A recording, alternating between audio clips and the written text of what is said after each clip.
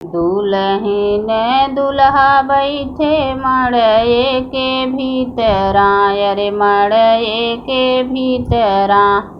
दुल्हा काहै दुल्हन से एक बात रे ललनवा। दुल्हा काहै दुल्हन से एक बात रे ललनवा। तोहरे नी बाबा के सोने का कटोरवा, अरे सोने का कटोरवा। उहै कटोरा लेब दहेज रे ललनवा, दहेज रे ललनवा। उहै कटोरा लेब दहेज रे ललनवा, दहेज रे ललनवा। हमरे नी बाबा के सोने का कटोरवा, अरे सोने का कटोरवा। ओहमे भैया हमरा पियथन दूध रे ललनवा, अरे दूध रे ललनवा।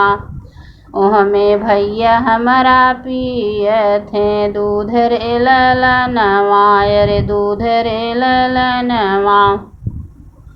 दुल्हा दुल्हन बैठे मड़वा के भीतरा, अरे मड़वा के भीतरा। दुल्हे कहनी एक बात रे ललनवा, एक बात रे ललनवा। दूधवा पियई भैया महंगई मंगनवा, अरे मांगई मंगनवा। तोहरे नी बहनी संग बियाह रे ललनवा, बियाह रे ललनवा।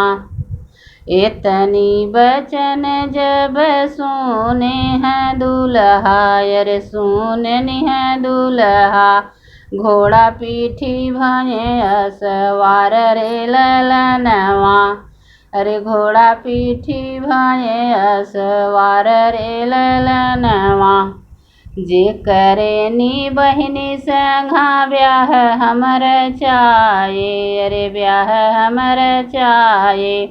उहौ मांगई बहिन हमारी रे ललनवा, अरे उहौ मांगई बहिन हमारी रे ललनवा।